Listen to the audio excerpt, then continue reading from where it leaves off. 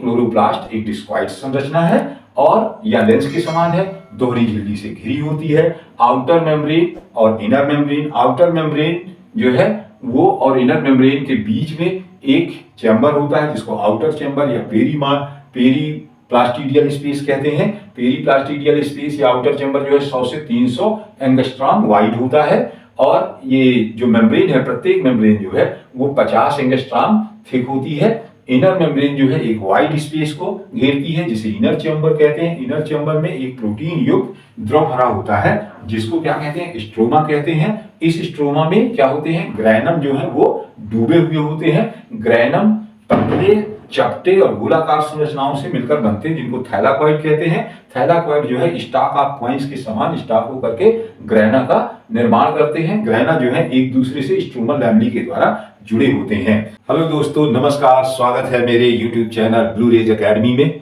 मैं हूं डॉक्टर अनूप सिंह बघेल और हाजिर हूं आपके सामने एक नए टॉपिक के साथ। टॉपिक का नाम है क्लोरोप्लास्ट। तो आज बच्चों हम लोगों को क्या पढ़ना है, क्लोरोप्लास्ट। क्लोरोप्लास्ट, ठीक है। लेकिन इससे पहले हमको थोड़ा सा जानना पड़ेगा प्लास्टिड्स, प्लास्टिड्स के बारे में। प्लास्टिड्स, ठीक है। प्लास्टिड्स क्या होते हैं, वह ऑर्गेनेल, वह कोशिकांग जो भोजन का संग्रह करते हैं उनको प्लास्टिड कहते हैं। वह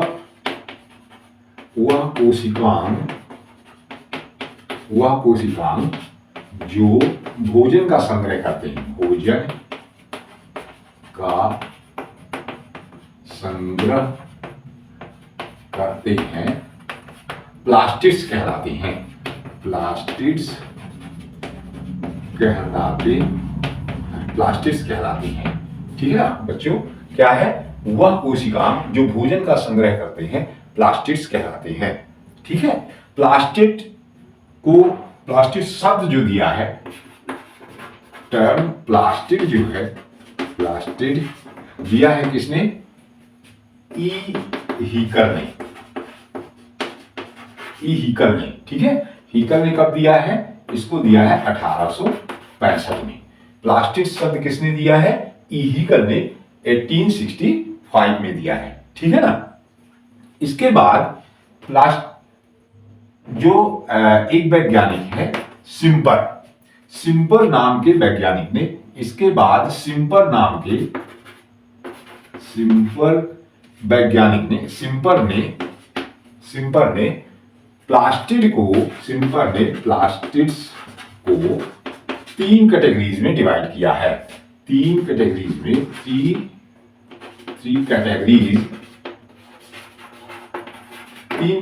में डिवाइड किया है। सिम्पर नामक वैज्ञानिक ने प्लास्टिड्स को 3 वर्गों में विभाजित किया है, ठीक है। पहला है, नंबर 1 है, पहला है ल्यूकोप्लास्ट, दूसरा है क्रोमोप्लास्ट और तीसरा है क्लोरोप्लास्ट, ठीक है ना।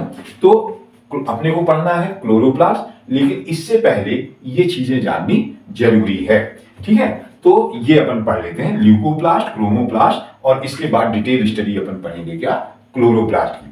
बच्चों ये जो तीनों प्लास्टिड हैं ये एक दूसरे में इंटर कन्वर्टेबल हैं। ये क्या है, एक दूसरे में क्या है बेटा, इंटर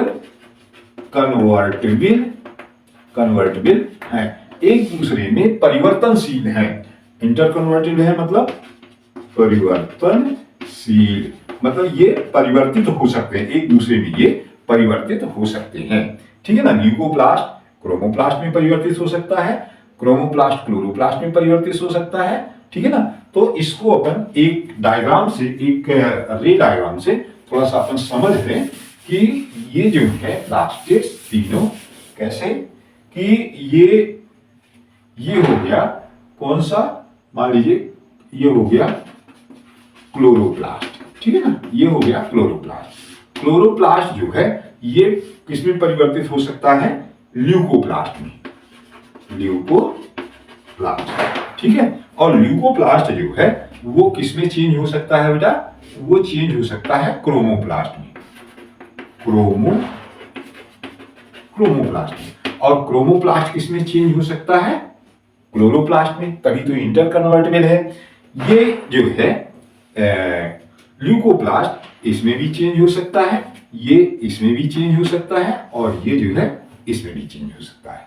इस तरह से क्लोरोप्लास्ट जो है ल्यूकोप्लास्ट में, या ल्यूकोप्लास्ट क्लोरोप्लास्ट में, या ल्यूकोप्लास्ट क्रोमोप्लास्ट में, क्रोमोप्लास्ट ल्यूकोप्लास्ट में, अथवा क्रोमोप्लास्ट क्लोरोप्लास्ट में, या क्लोरोप्लास्ट क्रोमोप्लास्ट में चेंज हो सकते हैं। तो इस तरह से ये तीनों प्लास्टिड्स जो हैं वो क्या है? एक दूसरे में इंटर कन्वर्टेबल है। अब अपन डिटेल में इनको पढ़ेंगे। तो पहले अपन पढ़ लेते हैं ल्यूकोप्लास्ट, ठीक है। नंबर 1 पे अपन पढ़ेंगे क्या? ल्यूकोप्लास्ट। पहले में अपन पढ़ लेंगे क्या? ल्यूकोप्लास्ट। नंबर 1 है ल्यूकोप्लास्ट। जो ल्यूकोप्लास्ट है वो कैसा है? कलरलेस प्लास्टिड है। ये कैसा है बेटा? कलरलेस प्लास्टिड है। ल्यूकोप्लास्ट कैसा प्लास्टिड है? कलरलेस प्लास्टिड है, ठीक है ना। ये जो है ये 3 भागों में, ये 3 प्रकार का होता है। ल्यूकोप्लास्ट जो है वो कलरलेस प्लास्टिड है, और ये 3 प्रकार का पाया जाता है, 3 प्रकार का होता है। नंबर 1 है एमाइलोप्लास्ट, एमाइलोप्लास्ट। दूसरा है इलेयोप्लास्ट, और तीसरा है एल्यूरोप्लास्ट, एल्यूरोप्लास्ट, ठीक है ना। एल्यूरोप्लास्ट, एमाइलोप्लास्ट, इलेयोप्लास्ट और एल्यूरोप्लास्ट, ठीक है। 3 प्रकार का ल्यूकोप्लास्ट होता है। ये तीनों कैसे हैं? कलरलेस प्लास्टिड है। एमाइलोप्लास्ट जो है ये क्या होता है? स्टार्च का संग्रह करता है, स्टोरेज का काम करता है, स्टार्च का संग्रह करता है। जो इलेयोप्लास्ट है ये ऑयल का माने लिपिड या फैट अथवा लिपिड का संग्रह करता है, स्टोरेज करता है ना। लिपिड का, फैट का अथवा लिपिड का, ऑयल का संग्रह करने वाले जो प्लास्टिड है उनको क्या कहते हैं? इलेयोप्लास्ट कहते हैं। तीसरे जो है किसका? प्रोटीन का, है ना।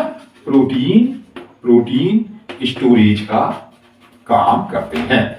3 प्रकार के ल्यूकोप्लास्ट है, एमाइलोप्लास्ट, इलेयोप्लास्ट और एल्यूरोप्लास्ट। एल्यूरोप्लास्ट जो है वो प्रोटीन का स्टोरेज करते हैं, इलेयोप्लास्ट जो है वो फैट अथवा लिपिड का स्टोरेज करते हैं, एमाइलोप्लास्ट जो है वो स्टार्च का स्टोरेज करते हैं। जो स्टार्च का स्टोरेज करते हैं इनका उदाहरण है, इनका एग्जाम्पल है, कौन कौन से हो सकते हैं स्टार्च का? पोटैटो ट्यूबर हो सकता है, पोटैटो आलू में स्टार्च होता है ना। पोटैटो हो सकते हैं, व्हीट ग्रेन हो सकते हैं, है ना। व्हीट ग्रेन, गेहूं का दाना जो उसमें स्टार्च होता है ना। और जो अदर सीरियल्स हैं, सीरियल्स कह लीजिए, है ना। सीरियल्स जो है, अनाज जो है, उनमें क्या होता है? कार्बोहाइड्रेट होता है, स्टार्च होता है। इसलिए ये जो ल्यूकोप्लास्ट है एमाइलोप्लास्ट कहलाते हैं, ठीक है ना। एमाइल मतलब स्टार्च होता है, ठीक, ये ध्यान रखिएगा। एल्यूरोप्लास्ट है, इनको ओलियोसोम भी कहते हैं। फैट को जो स्टोर करते हैं, जो फैट से संबंधित है, उनको क्या कहते हैं? ओलियोसोम, ठीक है। इनको ओलियोसोम भी कहते हैं एल्यूरोप्लास्ट को। और ये कहां पाए जाते हैं? इंडोस्पर्म, जो ऑयल प्रोड्यूस करने वाले हैं उनके इंडोस्पर्म में। तो जैसे एग्जाम्पल आप देख सकते हैं कि क्या इंडोस्पर्म ऑफ कैस्टर, है ना। कैस्टर, रेड़ी आप लोग जानते होंगे, रेड़ी का जो तेल है वो किससे निकलता है? इंडोस्पर्म से, ठीक है। तो वो कैसे हैं? वहां क्या पाए जा रहे हैं? इलेयोप्लास्ट, ठीक है। इसी तरह से तिल का तेल है, अलसी का तेल है, जो ऑयल प्रोड्यूसिंग वाले जो वो है अनाज है, उनमें क्या होता है? इलेयोप्लास्ट है। एल्यूरोप्लास्ट प्रोटीन क्या है?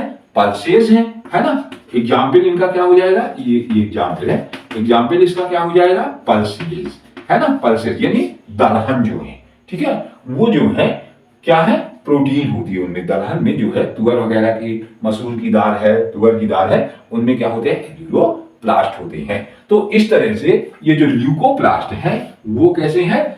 एक्चुअल में भोजन संग्रह के आधार पर 3 प्रकार के हैं। ये आप चाहें तो यहां लिख सकते हैं, किसके आधार पर है? ये भोजन संग्रह के आधार पर 3 हो गया ना। ये भोजन संग्रह के आधार पर क्या कह सकते हैं? भोजन संग्रह के आधार पर ये 3 प्रकार के हैं, एमाइलोप्लास्ट, एलायोप्लास्ट और एल्यूरोप्लास्ट। ठीक है, तो ये हो गए ल्यूकोप्लास्ट। अब दूसरे क्या है? क्रोमोप्लास्ट। दूसरे क्या है भैया? क्रोमोप्लास्ट। क्रोमोप्लास्ट, ठीक है। क्रोमोप्लास्ट जो है वो कैसा होता है? क्रोमोप्लास्ट मतलब ये कलर्ड प्लास्टिड है। क्रोमोप्लास्ट कैसे है? कलर्ड प्लास्टिड, ठीक है, रंगीन प्लास्टिड है। और ये केवल हरा रंग छोड़कर, केवल ग्रीन कलर छोड़कर ये कैसे होते हैं? कलर्ड प्लास्टिड हैं। कलर्ड प्लास्टिड हैं ये। और ये केवल एक्सेप्ट, ब्रैकेट में आप लिख लेंगे एक्सेप्ट ग्रीन कलर, है ना, ग्रीन कलर, है ना, ग्रीन कलर को छोड़ करके जितने भी कलर हैं, जैसे क्या क्या हो सकते हैं? रेड हो सकता है, व्हाइट हो सकता है, रेड व्हाइट ब्लू हो सकता है, पिंक हो सकता है, येलो हो सकता है ना, येलो हो सकता है ना, ये एटसेट्रा। ये जितने भी कलर होते हैं, जितने कलर होते हैं वो किसके कारण है? फ्लावर के कलर है प्लांट में। तो जितने भी फ्लावर के कलर हैं वो सब किसके कारण है? क्रोमैटोप्लास्ट के कारण है, क्रोमोप्लास्ट के कारण है। ठीक है ना। तो क्रोमोप्लास्ट जो है ये मुख्यतया किसमें पाया जाता है? क्रोमोप्लास्ट मुख्यतया ये पाया जाता है ब्लू ग्रीन एल्गी में, ब्लू ग्रीन एल्गी में और बैक्टीरिया में, ठीक है, बैक्टीरिया में और ब्लू ग्रीन एल्गी में, ठीक है। ब्लू ग्रीन एल्गी में जो कलर पाए जाते हैं वो कैसे होते हैं? ब्लू ग्रीन एल्गी में जो कलर पाए जाते हैं वो कैसे हैं? वो होते हैं chlorophyll A, फाइकोएराथ्रिन, blue green algae में सी फाइकोसाइनिन और सी फाइकोएराथ्रिन, ठीक है ना, एराथ्रिन, सी फाइकोसाइनिन और सी फाइकोएराथ्रिन। और जो बैक्टीरिया है उसमें क्या है? बैक्टीरिया जो है उसमें ये पाया जाता है क्या? बैक्टीरियोक्लोरोफिल पाया जाता है। तो क्रोमोप्लास्ट जो है वो कलर्ड प्लास्टिड है, एक्सेप्ट ग्रीन कलर को छोड़कर रेड, व्हाइट, ब्लू अथवा पिंक या येलो कलर के हो सकते हैं। ये निम्न प्रकार के होती हैं। नंबर 1 है, पहला क्या है? क्रोमैटोफोर, ठीक है। क्रोमैटोफोर जो होता है वो ब्लू ग्रीन और बैक्टीरिया में पाया जाता है। क्रोमैटोफोर जो होता है वो ब्लू ग्रीन एल्गी और बैक्टीरिया में पाया जाता है। ब्लू ग्रीन एल्गी में क्लोरोफिल ए, सी फाइकोसाइनिन, सी फाइकोएराथ्रिन होते हैं। बैक्टीरिया में बैक्टीरियोक्लोरोफिल होता है, PHY, ठीक है, बैक्टीरियोक्लोरोफिल होता है। ठीक है, तो ये है क्रोमैटोफोर। दूसरा नंबर मैं यहां से उठा लेता हूं। दूसरा नंबर जो है वो क्या है कि फियोप्लास्ट।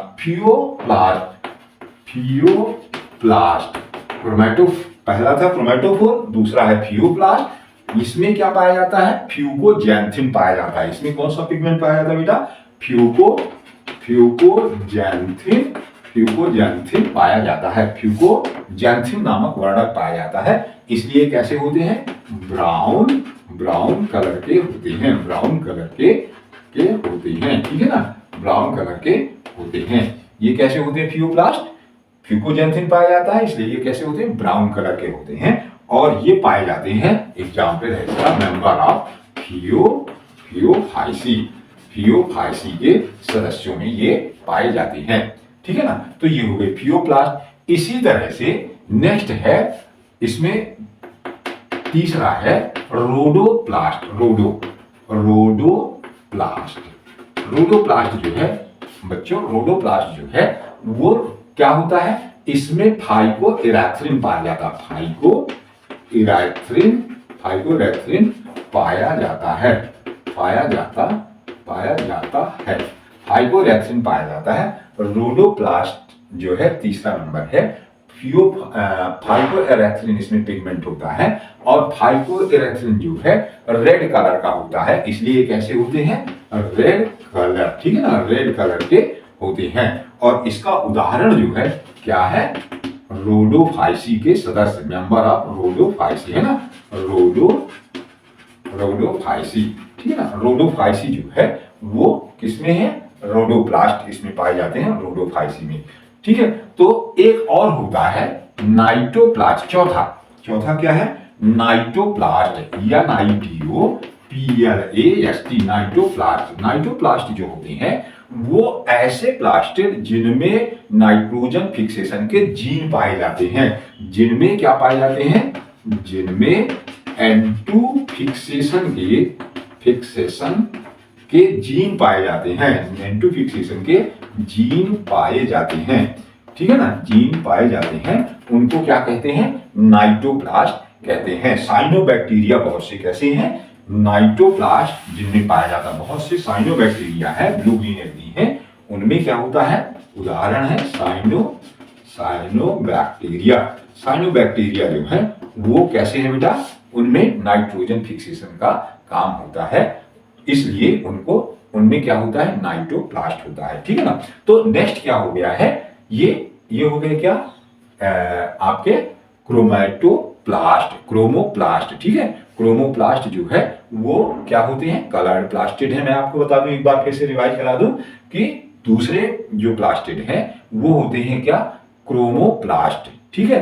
क्रोमोप्लास्ट जो है वो कलर्ड प्लास्टिड है और वो हरे रंग को छोड़ करके बाकी सब कलर के जितने भी प्लांट में फ्लावर में कलर होते हैं उस कलर के ये होते हैं, जैसे रेड है, व्हाइट है, ब्लू है, पिंक है, येलो एक्सेट्रा, ये इन कलर के होते हैं। ये निम्न प्रकार के हो सकते हैं। नंबर 1 है क्रोमेटोफोर ब्लू ग्रीन एल्गी और बैक्टीरिया में पाए जाते हैं। ब्लू ग्रीन एल्गी में कौन कौन से, क्लोरोफिल ए, सी फाइकोसाइनिन, सी फाइकोएराथ्रिन होता है। बैक्टीरिया में बैक्टीरियोक्लोरोफिल होता है ना। फिर दूसरा क्या है, फियोप्लास्ट में फ्यूकोजेंथिन होता है और ये ब्राउन कलर के होते हैं। किसमें पाए जाते हैं, फाइसी में पाए जाते हैं। रोडोप्लास्ट जो है वो किसमें, इसमें क्या होता है, फाइकोएराथ्रिन होता है, रेड कलर का होता है और रोडोफाइसी के मेंबर में मिलते हैं। नाइटोप्लास्ट ऐसे प्लास्टिक जिनमें नाइट्रोजन फिक्सेशन के जीन पाए जाते हैं और वो नाइट्रोजन फिक्सेशन का काम करते हैं, वो किसमें पाए जाते हैं, साइनोबैक्टीरिया में। तो इस तरह से ये क्या हो गए, ये हो गए बेटा क्रोमोप्लास्ट। नेक्स्ट अपने को क्या करना है, क्या पढ़ना है, अगली हेडिंग होगी तीसरा। अब अपने को, अपन ने ल्यूकोप्लास्ट पढ़ लिया, क्रोमोप्लास्ट पढ़ लिया, अब इसके बाद अपने को पढ़ना है क्लोरोप्लास्ट, ठीक है ना। क्लोरोप्लास्ट शब्द जो है वो किसने दिया है, क्लोरोप्लास्ट शब्द जो है वो दिया है सिम्पर ने। क्लोरोप्लास्ट टर्म जो है वो किसने दिया है, भाई सिम्पर, है ना। सिम्पर नामक वैज्ञानिक ने क्लोरोप्लास्ट टर्म दिया है। कब दिया है, 1964 में क्लोरोप्लास्ट शब्द सिम्पर नामक वैज्ञानिक ने दिया है, ठीक है ना। तो क्लोरोप्लास्ट जो है वो, उसको पहले अपन क्या पढ़ेंगे, उसमें पढ़ेंगे अपन इसकी मार्फोलॉजी, ठीक है ना। इसका क्या पढ़ेंगे,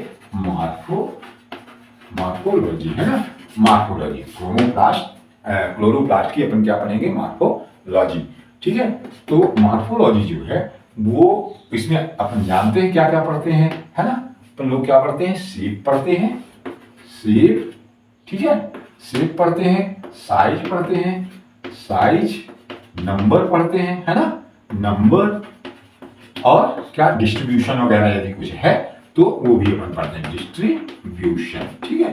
तो shape, size, number and distribution, ये मार्फोलॉजी के अंतर्गत पढ़ते हैं। तो क्लोरोप्लास्ट का जो शेप है वो सामान्यतया, जो सामान्य प्लांट है सामान्यतया कैसे होता है, नॉर्मली जो है, नॉर्मली तो कैसे होता है, क्लोरोप्लास्ट का शेप जो है नॉर्मली कैसा होता है बेटा, वो होता है डिस्क शेप या डिस्क्वाइड, जिसको आप कहते हो डिस्क्वाइड अथवा लेंस शेप होता है। डिस्क्वाइड अथवा लेंस शेप सामान्यतया क्लोरोप्लास्ट का जो आकार है वो होता है। लेकिन एल्गी में, बट इन एल्गी में ये वेरिएबल होता है, वेरिएबल हो सकता है, वेरिएबल हो सकता है, भिन्न हो सकता है। सामान्यतः क्लोरोप्लास्ट का शेप जो है वो कैसा होता है, डिस्क्वाइड अथवा लेंस शेप्ड होता है। लेकिन क्या हो सकता है ये डिस्क्वाइड, लेकिन एल्गी में ये कैसा होता है, वेरिएबल, भिन्न हो सकता है। जैसे एग्जाम्पल लिख लीजिए, cup shaped, CUP, cup shaped, cup shaped, ठीक है, कप शेप्ड, ठीक है। कप शेप में क्या होता है कि ये किसमें पाया जाता है, कप के आकार का, क्लेमाइडोमोनास में, ठीक है, क्लेमाइडोमोनास, क्लेमाइडोमोनास, वॉलवॉक्स एल्गी है और क्लेमाइडोमोनास एल्गी है, इनमें कप शेप्ड होता है। दूसरा जो है band shaped, band shaped chloroplast, ठीक है। बैंड शेप्ड क्लोरोप्लास्ट किसमें पाया जाता है, यूलोथ्रिक्स में बैंड शेप्ड क्लोरोप्लास्ट पाया जाता है। स्पाइरल शेप्ड है ना, स्पाइरल शेप्ड किसमें पाया जाता है, स्पाइरोगाइरा में पाया जाता है, स्पाइरोगाइरा में पाया जाता है, ठीक है। कप शेप्ड हो गया, बैंड शेप्ड हो गया, स्पाइरल हो गया। एक होता है रेटिकुलेट, ठीक है,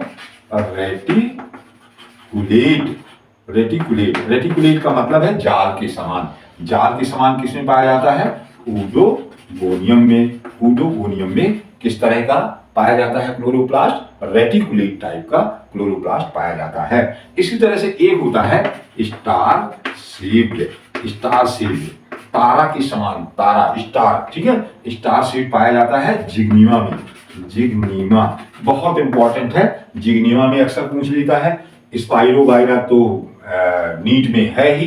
कप शेप्ड जो है ये क्लेमाइडोमोनास में होता है, यूलोथ्रिक्स में बैंड शेप्ड, ठीक है, क्लोरोप्लास्ट होता है, और जिग्निमा में स्टार शेप, ओडोगोनिया में रेटिकुलेट शेप का क्लोरोप्लास्ट होता है। तो ये शेप है ना। इसके बाद नेक्स्ट अपन देखते हैं क्या, साइज। अगला जो है, अगली नेक्स्ट हेडिंग क्या है बेटा, साइज। इसकी साइज जो है वो क्लोरोप्लास्ट की जो साइज है वो कितनी होती है, सामान्यतया 1 से 3 म्यू तक होती है। 1 से 3 म्यू तक इसकी क्या होती है, थिकनेस होती है ना, थिकनेस 1 से 3 म्यू तक इसकी थिकनेस होती है। और ये क्या होता है, इसकी जो डायमीटर है वो 4 से 8 म्यू तक क्या होता है, डायमीटर होता है। ये जो है साइज क्लोरोप्लास्ट की 1 से 3 म्यू तक मोटा होता है और 4 से 8 म्यू तक व्यास का क्लोरोप्लास्ट होता है। लेकिन जो छायाधारी पौधे हैं उनको क्या कहते हो, छायादार पौधों को, जो छायादार पौधे हैं, जो छाया में पौधे रहते हैं, छायादार पौधों में क्लोरोप्लास्ट अपेक्षाकृत बड़े होते हैं, बड़े क्लोरोप्लास्ट होते हैं। और जो धूप वाले होते हैं, धूप के जो पौधे होते हैं उनको प्रकाशधारी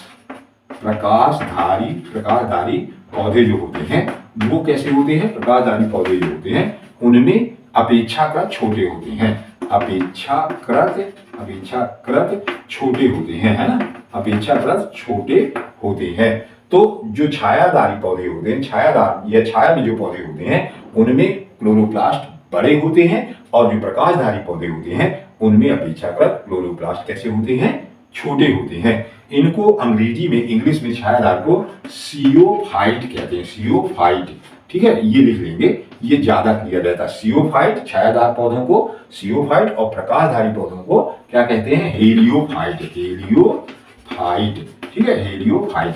तो ये जो हेलियोफाइट है उनमें प्रकाश में जो पौधे रहते हैं, हमेशा लाइट में रहते हैं, उनको क्या है, अपेक्षाकृत क्लोरोप्लास्ट छोटे, और जो सियोफाइट हैं उनमें क्लोरोप्लास्ट बड़े होते हैं। तो ये हो गया बेटा किसका डिस्क्रिप्शन, ये हो गया साइज का, ठीक है। अब बात है संख्या की।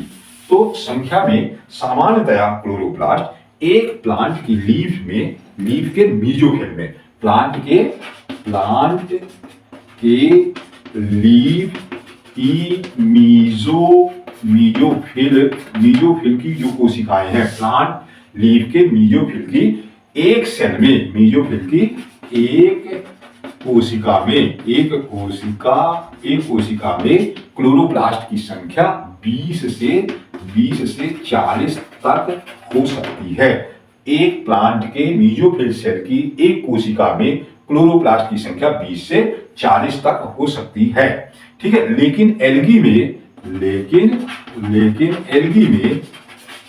में क्लोरोप्लास्ट की संख्या भिन्न भिन्न होती है। एल्गी में क्लोरोप्लास्ट की संख्या जो है बेटा वो कैसी होती है, भिन्न भिन्न होती है। जैसे कि जो एल्गी है उसमें एक क्लोरोप्लास्ट किसमें पाया जाता है, क्लेमाइडोमोनास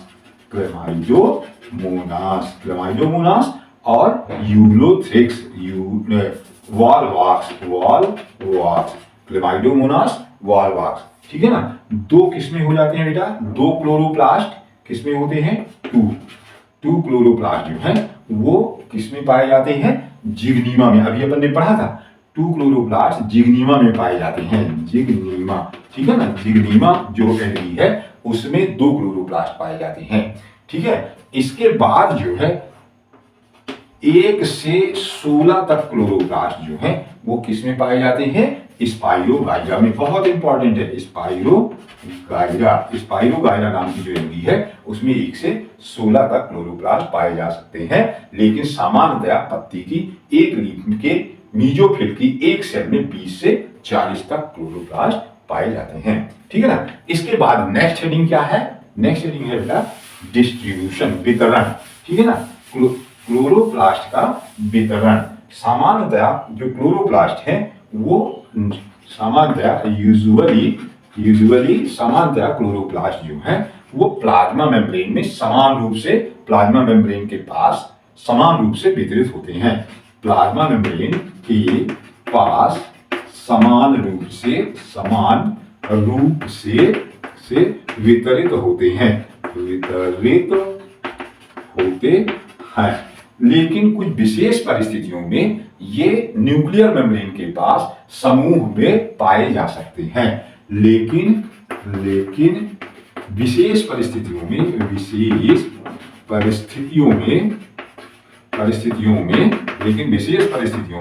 यह न्यूक्लियर मेम्ब्रेन के पास समूह में पाए जा सकते हैं। ठीक है ना बेटा, पाए जा सकते हैं। डिस्ट्रीब्यूशन सामान्यतया क्लोरोप्लास्ट प्लाज्मा मेम्ब्रेन के पास समान रूप से, मतलब पूरे के पूरे कहां पे, सेल में, पूरे सेल में समान रूप से प्लाज्मा मेम्ब्रेन के साथ वितरित हो सकते हैं। लेकिन कुछ विशेष परिस्थितियों में, जैसे जब टेम्परेचर ज्यादा हो गया, ठीक है ना, टेम्परेचर जब ज्यादा हो जाएगा तो लाइट वहां पास में ज्यादा रहेगी, तो ये क्या हो सकते हैं, ये जल सकते हैं। इसलिए उस समय पर ये क्या हो जाएंगे, ज्यादा तेज धूप में ये कहां जाएंगे, न्यूक्लियर मेम्ब्रेन के पास, और समूह बना लेंगे। ठीक है, तो ये जो है इसका डिस्ट्रीब्यूशन। ठीक है, अब इसके बाद मॉर्फोलॉजी हो गई। इसके बाद नेक्स्ट है स्ट्रक्चर, इसका क्लोरोप्लास्ट की संरचना। अब अपने को पढ़ना है, नेक्स्ट हेडिंग क्या है बेटा, क्लोरोप्लास्ट की संरचना, स्ट्रक्चर ऑफ क्लोरोप्लास्ट की संरचना। ठीक है, तो क्लोरोप्लास्ट जो है वो अपने को पढ़ना है। क्लोरोप्लास्ट जो है वो डबल मेम्ब्रेनस स्ट्रक्चर है, लेंस शेप का या डिस्क शेप का होता है। ये क्लोरोप्लास्ट डबल मेम्ब्रेनस स्ट्रक्चर है, लेंस शेप का अथवा डिस्क्वाइड होता है, 2 मेम्ब्रेन से बना होता है। ये कहलाती है आउटर मेम्ब्रेन, ये कहलाती है आउटर मेम्ब्रेन, और ये है क्या, इनर मेम्ब्रेन, इसको कहते हैं इनर मेम्ब्रेन, आउटर मेम्ब्रेन और इनर मेम्ब्रेन। जो आउटर मेम्ब्रेन है ये बेटा 50 एंगस्ट्रॉम थिक होती है। आउटर मेम्ब्रेन 50 एंगस्ट्रॉम थिक होती है, आउटर हो चाहे इनर हो, है ना। ये कैसी होती है, 50 एंगस्ट्रॉम, इसकी प्रत्येक मेम्ब्रेन जो है 50 एंगस्ट्रॉम थिक होती है। और ये बीच का जो है इसको कहते हैं क्या, आउटर चैम्बर। इसको आप क्या कहते हो बेटा, आउटर चैम्बर, ये कहलाता है आउटर चैम्बर। आउटर चैम्बर 100 से 300 एंगस्ट्रॉम वाइड होता है, 100 से 300 एंगस्ट्रॉम तक ये वाइड होता है। इस आउटर चैम्बर को पेरीप्लास्टिडियल स्पेस भी कहते हैं। एक नाम लिख लीजिएगा, क्या? पेरीप्लास्टिडियल स्पेस। पेरीप्लास्टिडियल स्पेस माइटोकॉन्ड्रिया में पेरीमाइटोकॉन्ड्रियल स्पेस कहते थे, यहां इसको क्या कहते हैं बेटा? पेरीप्लास्टिडियल स्पेस कहते हैं। ठीक है, ये क्या है? इनर चैम्बर, ये कहलाता है इनर चैम्बर। ठीक है ना, ये इनर चैम्बर है अंदर। और इस इनर चैम्बर में क्या होता है? एक प्रोटीन युक्त द्रव भरा होता है। प्रोटीन युक्त द्रव भरा होता है।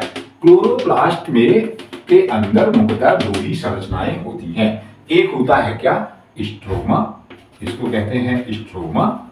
एक होता है स्ट्रोमा और दूसरा क्या होता है? दूसरे होते हैं ग्रैनम। ग्रैनम जो है ये पतले और चपटे राउंडेड स्ट्रक्चर्स के बने होते हैं। इन पतले चपटे राउंडेड स्ट्रक्चर्स को, गोलाकार संरचनाओं को, इनको कहते हैं थायलाक्वाइड। इसको क्या कहते हैं? थायलाक्वाइड। ठीक है। और इसको थायलाक्वाइड जो है वो स्टॉक ऑफ कॉइन के समान संरचना बनाते हैं। सिक्कों के समान स्टॉक होकर के जिस संरचना को बनाते हैं उसको कहते हैं ग्रैनम। ग्रैनम सिंगुलर है और ग्रैना प्लूरल है। ग्रैनम सिंगुलर है और ग्रैना जो है वो प्लूरल है। ये जो ग्रैना है वो क्या होते हैं कि लैमिनर स्ट्रक्चर के द्वारा एक दूसरे से इस तरह से जुड़े होते हैं। और इन लैमिनर स्ट्रक्चर को आप क्या कहते हो? इन लैमिनर स्ट्रक्चर को कहते हैं स्ट्रोमल लैमिली। इनको क्या कहते हो? Stromal lamellae. ठीक है ना, स्ट्रोमल लैमिली। इनको क्या कहते हो बेटा? स्ट्रोमल लैमिली कहते हो। ठीक है, जो इनर मेम्ब्रेन है वो किसको? एक वाइड स्पेस को घेरती है जिसको इनर चैम्बर कहते हैं। इस इनर चैम्बर में मुख्यतः दो संरचनाएं हैं, स्ट्रोमा और दूसरा क्या है? ग्रैना। ग्रैना जो स्ट्रोमा जो है वो क्या है? प्रोटीनेशियस फ्लूइड है, अभी अपन आगे पढ़ते हैं। और जो ग्रैना है वो थायलाक्वाइड से मिलकर के बना होता है। थायलाक्वाइड क्या है कि ये पतली, चपटी एवं गोल संरचनाएं हैं जिनको थायलाक्वाइड कहते हैं। और ये थायलाक्वाइड स्टॉक ऑफ कॉइन्स के समान संरचना बनाती हैं, एक दूसरे के ऊपर स्टॉक होकर के स्टॉक ऑफ कॉइन्स के समान संरचना बनाती हैं जिनको कहते हैं ग्रैनम। ठीक है ना, बहुत सारे ग्रैनम मिलके ग्रैना कहते हैं। और ये ग्रैनम जो है ये एक दूसरे से स्ट्रोमल लैमिली के द्वारा जुड़े होते हैं। ठीक है ना, इसके बाद एक और स्ट्रक्चर देख लीजिए कि इसमें इसके अलावा स्ट्रोमा में क्या पाया जाता है? Circular double helical DNA. ये है सर्कुलर डबल हेलिकल डीएनए। ठीक है ना, ऐसा ही डीएनए कहां पाया जाता था? माइटोकॉन्ड्रिया में। यहां भी संख्या लगभग 2 से 6 तक ही होती है। इनकी संख्या 2 से 6 तक ही होती है। इसके अलावा इसमें क्या पाया जाएगा? राइबोसोम्स पाए जाएंगे। ये राइबोसोम्स हैं इस तरह से। ठीक है ना, और जो राइबोसोम है वो कैसे होते हैं? ये राइबोसोम है और राइबोसोम जो है वो 70 S के होते हैं, 70 S के होते हैं। जैसे माइटोकॉन्ड्रिया में थे वैसे ही यहाँ भी राइबोसोम होते हैं। ठीक है ना, तो ये 70 S के यहाँ पे राइबोसोम होते हैं जो प्रोटीन संश्लेषण का काम करते हैं। इसके अलावा एक बहुत महत्वपूर्ण संरचना यहाँ पे होती है जिसको कहते हैं क्या? ऑस्मोफिलिक ड्रॉपलेट्स। ऐसे यहाँ पे ऑस्मोफिलिक ड्रॉपलेट्स कहते हैं। इनको क्या कहते हैं? ऑस्मोफिलिक ड्रॉपलेट्स। ठीक है, ऑस्मोफिलिक ड्रॉपलेट्स इनको कहते हैं। ठीक है, तो ये ऑस्मोफिलिक ड्रॉपलेट्स जो हैं ये क्या काम करते हैं? ये एनवायरनमेंट के प्रति संवेदनशील होते हैं। जैसे मैंने बताया ना कि ज्यादा टेम्परेचर बढ़ेगा तो ये एक्चुअल में क्या है कि लिपिड के मॉलिक्यूल हैं। ये कैसे हैं? लिपिड मॉलिक्यूल हैं। ठीक है ना, ये मेनता लिपिड के मॉलिक्यूल होते हैं और इनमें बहुत कम मात्रा में प्रोटीन होती है। प्रोटीन की मात्रा बहुत कम है। ऑस्मोफिलिक ड्रॉपलेट्स जो है वो लिपिड मॉलिक्यूल है और ये क्या है? एनवायरनमेंट के प्रति ज्यादा संवेदनशील होते हैं। ठीक है ना, ये इसके लिए होते हैं।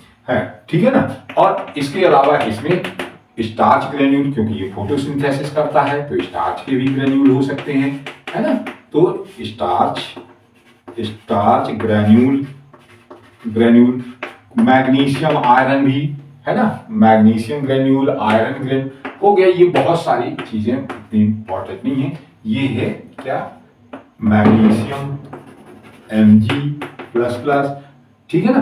तो इस तरह से ये जो है क्लोरोप्लास्ट होता है, ठीक है ना। तो क्लोरोप्लास्ट में क्या है कि क्लोरोप्लास्ट एक डिस्क्वाइट संरचना है और या लेंस के समान है, दोहरी झिल्ली से घिरी होती है। आउटर मेम्ब्रेन और इनर मेम्ब्रेन, आउटर मेम्ब्रेन जो है वो और इनर मेम्ब्रेन के बीच में एक चैम्बर होता है जिसको आउटर चैम्बर या पेरीप्लास्टिडियल स्पेस कहते हैं। पेरीप्लास्टिडियल स्पेस या आउटर चैम्बर जो है 100 से 300 एंगस्ट्रॉम वाइड होता है और ये जो मेम्ब्रेन है, प्रत्येक मेम्ब्रेन जो है वो 50 एंगस्ट्रॉम थिक होती है। इनर मेम्ब्रेन जो है एक वाइड स्पेस को घेरती है जिसे इनर चैम्बर कहते हैं। इनर चैम्बर में एक प्रोटीन युक्त द्रव भरा होता है जिसको क्या कहते हैं, स्ट्रोमा कहते हैं। इस स्ट्रोमा में क्या होते हैं, ग्रैनम जो है वो डूबे हुए होते हैं। ग्रैनम पतले, चपटे और गोलाकार संरचनाओं से मिलकर बनते हैं जिनको थैलाकॉइड कहते हैं। थैलाकॉइड जो है स्टाक ऑफ कॉइन्स के समान स्टाक होकर के ग्रैना का निर्माण करते हैं। ग्रैना जो है एक दूसरे से स्ट्रोमल लैमेली के द्वारा जुड़े होते हैं,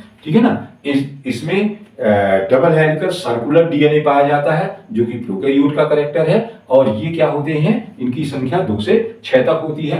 ऑस्मोफिलिक ड्रॉपलेट्स लिपिड और प्रोटीन की बनी होती है। लिपिड की मात्रा ज्यादा होती है और प्रोटीन की कम होती है। ये क्या होते हैं, ये जो है एक्चुअल में वातावरण के प्रति संवेदनशील होते हैं, ठीक है ना।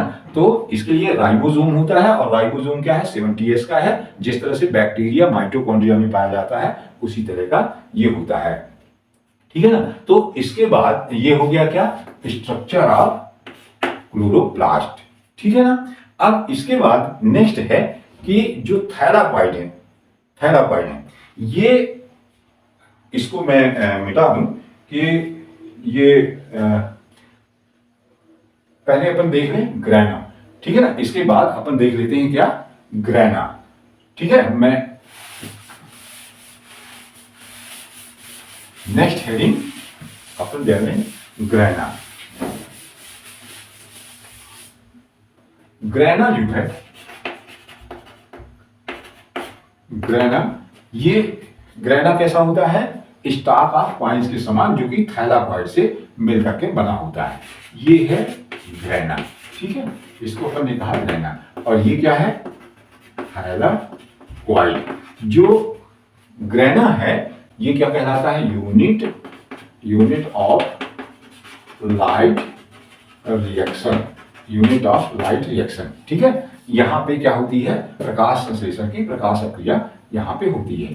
पर वास्तव में जो थैलाकॉइड है वो क्या है कि एक डबल मेम्ब्रेनस स्ट्रक्चर है।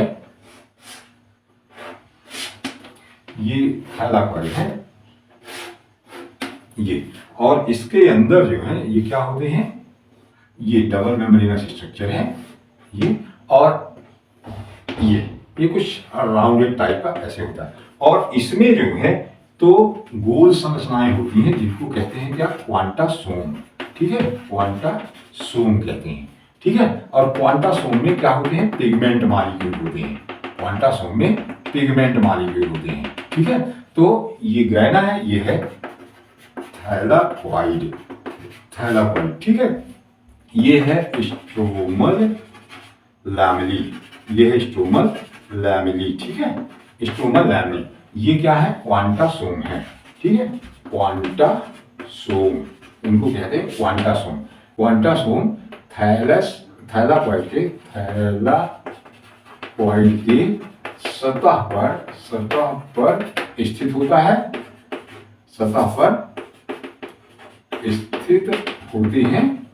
ठीक है। सतह पर स्थित होते हैं। और एक क्वांटासोम को पार्क एंड बिगुन्स ने, बहुत इंपॉर्टेंट है बेटा, पार्क एंड बिगुन्स ने खोजा है। क्वांटासोम को पार्क एंड बिगुन्स ने खोजा है। क्वांटासोम जो है उसमें कितने पिगमेंट होते हैं, नेक्स्ट नंबर लिख लेंगे, 250 से 400 तक पिगमेंट उसमें होते हैं। है ना, 250 से 400 तक पिगमेंट होते हैं। तो यहाँ नेक्स्ट लिख लेंगे 250 से 400 तक पिगमेंट मॉलिक्यूल होते हैं। पिगमेंट मॉलिक्यूल जो है 250 से 400 तक पिगमेंट मॉलिक्यूल होते हैं, है, लेकिन इनमें से कितने 230 क्लोरोफिल मॉलिक्यूल होते हैं। क्लोरोफिल मॉलिक्यूल 230 क्लोरोफिल मॉलिक्यूल पाए जाते हैं, है ना। फिर इसमें क्या है कि इसे फोटोसिंथेसिस की यूनिट कहते हैं, unit of photosynthesis, unit of photosynthesis, unit of photosynthesis भी इसको कहते हैं क्वांटासोम को, क्योंकि पिगमेंट यहाँ होते हैं और फोटोसिंथेसिस जो है यही होती है, ठीक है। ये जो है ग्रेना जो है ये लाइट रिएक्शन की यूनिट है, इकाई है। यहाँ पे क्या होती है, लाइट रिएक्शन होती है, और यहाँ पे क्या होती है, फोटोसिंथेसिस होती है, इसलिए इसे क्या है, फोटोसिंथेसिस की यूनिट भी कहते हैं। क्वांटासोम जो है वो एक्चुअल में इस तरह की संरचना है, ये, और ये है 230 मॉलिक्यूल क्लोरोफिल के, ठीक है। ये है क्वांटासोम, क्वांटासोम, ठीक है, क्वांटासोम। तो इस तरह से ये क्या है, थैलाकोइड। इसके बाद नेक्स्ट अपन देख लेते हैं क्रैंज एनाटॉमी। क्लोरोप्लास्ट का एक इंपॉर्टेंट टॉपिक है क्रैंज एनाटॉमी, ठीक है, क्रैंज एनाटॉमी, ठीक है, क्रैंज एनाटॉमी। क्रैंज एनाटॉमी क्या होती है बेटा, क्रैंज एनाटॉमी उसको कहते हैं कि ऐसे क्लोरोप्लास्ट जिनमें ग्रेना ऑर्गेनाइज्ड नहीं होते, ऐसे क्लोरोप्लास्ट जिनमें ग्रेना ऑर्गेनाइज्ड नहीं होते, ऐसे क्लोरोप्लास्ट जिनमें ग्रेना ऑर्गेनाइज्ड नहीं होते, जिनमें ग्रेना ऑर्गेनाइज्ड नहीं होते हैं, है ना। अर्थात ग्रेना नहीं बनते, ग्रेना नहीं बनते, क्यों, क्योंकि इनमें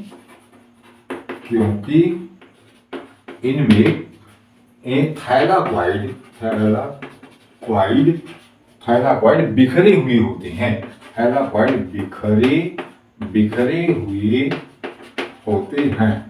इनमें थैलाकॉइड कैसे होते हैं, बिखरे हुए होते हैं, इसलिए वहां ग्रेना ऑर्गेनाइज नहीं होते। इन क्लोरोप्लास्ट को क्रैंज टाइप क्लोरोप्लास्ट कहते हैं। इन्हें या इन क्लोरोप्लास्ट को क्रैंज टाइप क्लोरोप्लास्ट कहते हैं, इनको क्रैंज टाइप क्लोरोप्लास्ट कहते हैं, ठीक है ना। ये पाए जाते हैं C4 प्लांट में। एग्जाम्पल है C4 प्लांट, ठीक है। C4 प्लांट में क्या होता है कि ग्रेना जो है वो नहीं बनते। C4 प्लांट किसको कहते हैं बेटा, C4 प्लांट मोनोकाट्स को कहते हैं। C4 प्लांट किसको कहते हैं, कौन से हैं ये, मोनोकाट प्लांट जो है वो क्या कहलाते हैं, C4 प्लांट है। यहाँ ग्रेना नहीं बनते, इनमें क्या होता है, इनमें थैलाकॉइड ऐसे बिखरे हुए होते हैं, ठीक है। किस तरह से, ऐसे यदि आप देखो तो इस तरह से ये थैलाकॉइड ऐसे बिखरे हुए होते हैं, इस तरह से अलग अलग होते हैं, ये ऐसे ग्रेना नहीं बनते, और इसी में पिगमेंट भरा होता है, और ये फोटोसिंथेसिस का काम करते हैं। थैलाकॉइड अलग अलग है यहाँ पे, ठीक है। तो इसको कहते हैं क्रैंज टाइप क्लोरोप्लास्ट और क्रैंज एनाटॉमी कहते हैं। ऐसे क्लोरोप्लास्ट जिनमें ग्रेना नहीं बनते, थैलाकॉइड अलग अलग होते हैं, उनको क्या कहते हैं, क्रैंज टाइप क्लोरोप्लास्ट। और जिन प्लांट में क्रैंज प्रकार के क्लोरोप्लास्ट होते हैं, जिनमें क्रैंज प्रकार के क्लोरोप्लास्ट होते हैं, उसे कहते हैं क्रैंज एनाटॉमी, ठीक है ना। तो ये क्या है, क्रैंज एनाटॉमी हो गया। इसके बाद एक बहुत इंपॉर्टेंट चीज है सेमी ऑटोनॉमस ऑर्गेनेल। क्लोरोप्लास्ट जो है वो क्या है, semi autonomous organelle. Chloroplast semi autonomous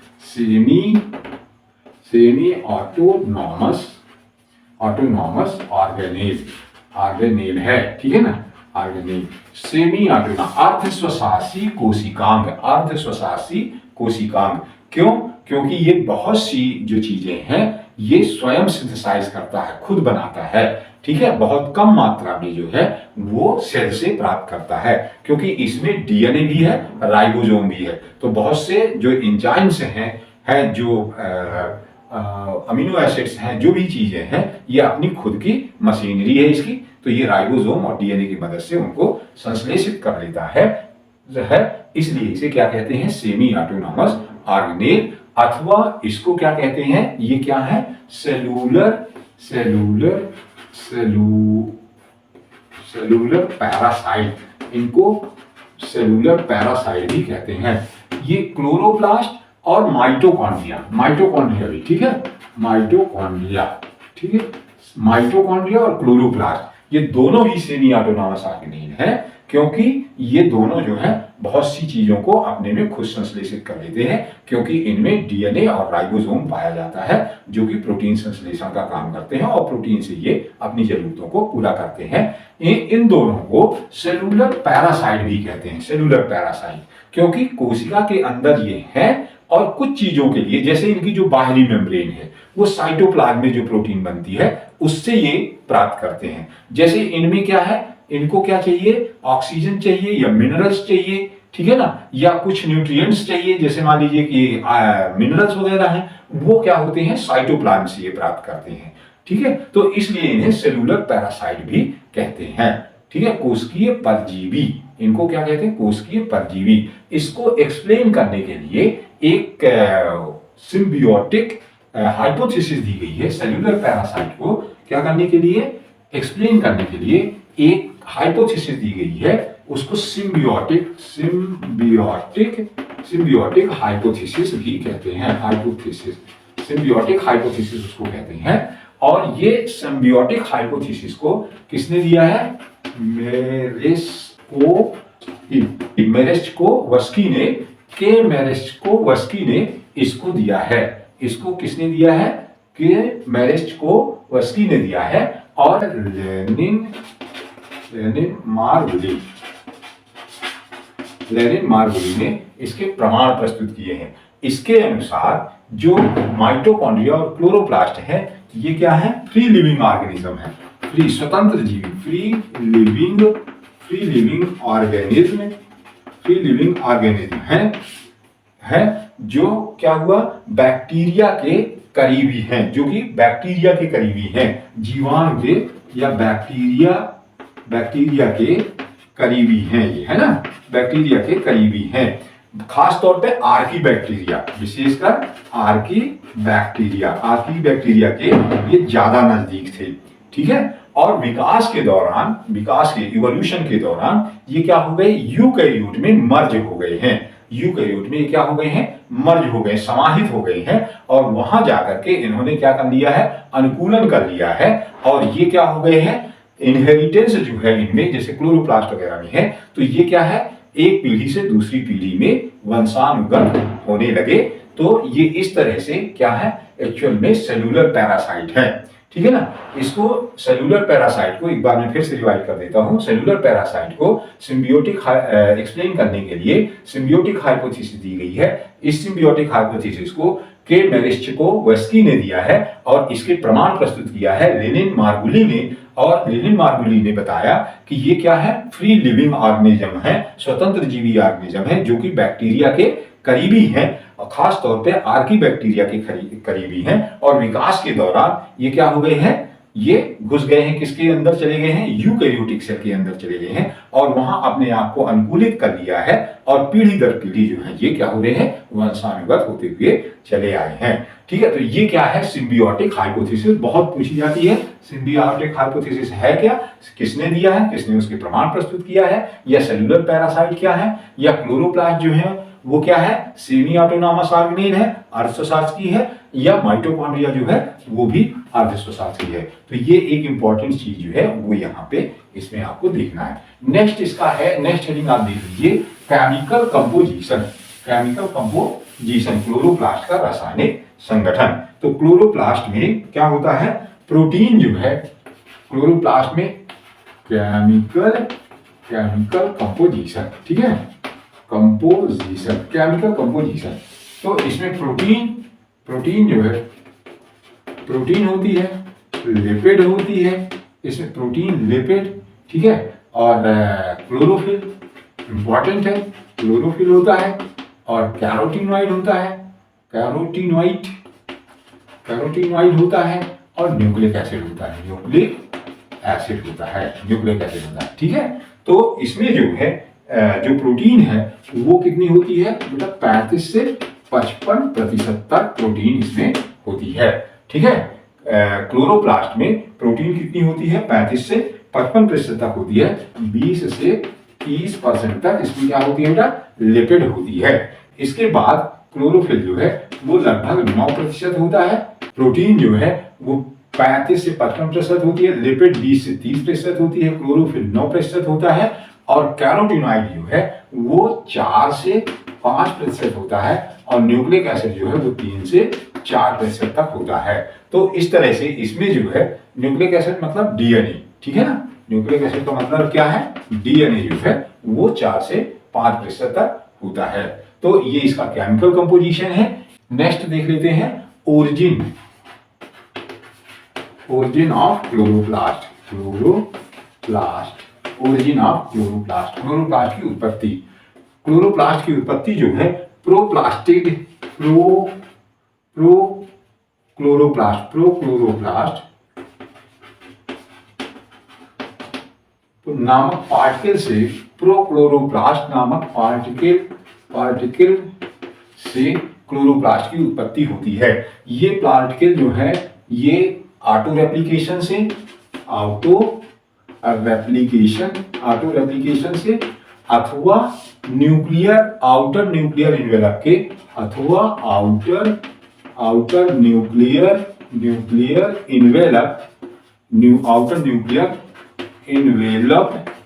outer nuclear envelope के ब्लेंडिंग या इवेजिनेशन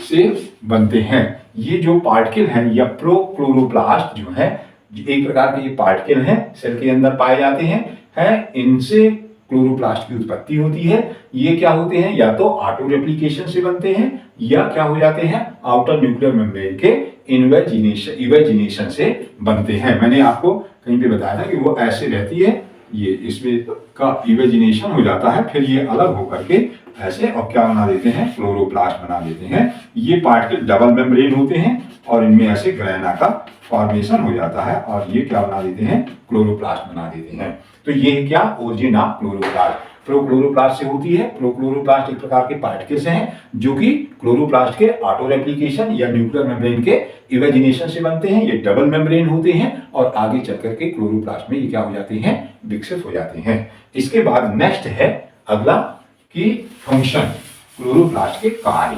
ठीक है, फंक्शन, क्लोरोप्लास्ट,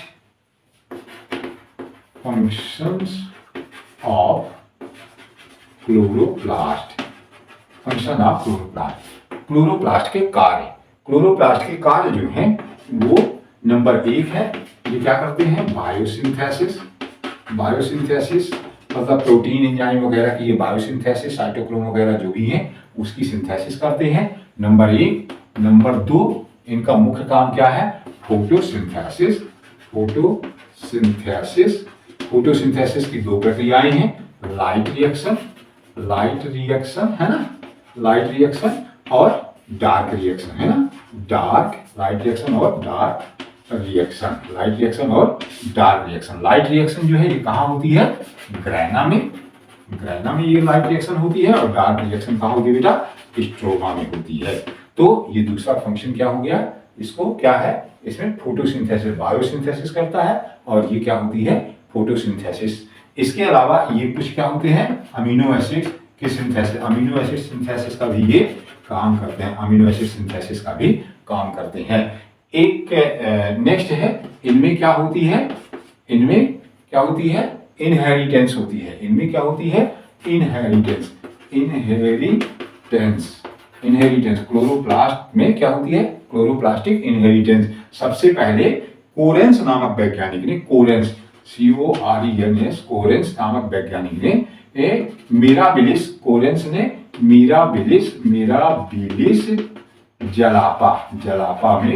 जलापा में इसको देखा था। कोरेंस नामक वैज्ञानिक ने मिराबिलिस जलापा में देखा था। इसको जापानीज 4 o'clock प्लांट भी, 4 o'clock प्लांट भी कहते हैं। जापानीज 4 o'clock प्लांट है या मिराबिलिस जलापा। इसमें कोरेंस नामक वैज्ञानिक ने क्या देखा था, क्लोरोप्लास्ट या प्लास्टिड इनहेरिटेंस, क्लोरोप्लास्टिक इनहेरिटेंस को देखा था। तो इस तरह से ये कुछ इसके इंपॉर्टेंट फंक्शन है। मेन फंक्शन इसका क्या है, क्लोरोप्लास्ट क्या करता है, फोटोसिंथेसिस का काम करता है। ठीक है ना।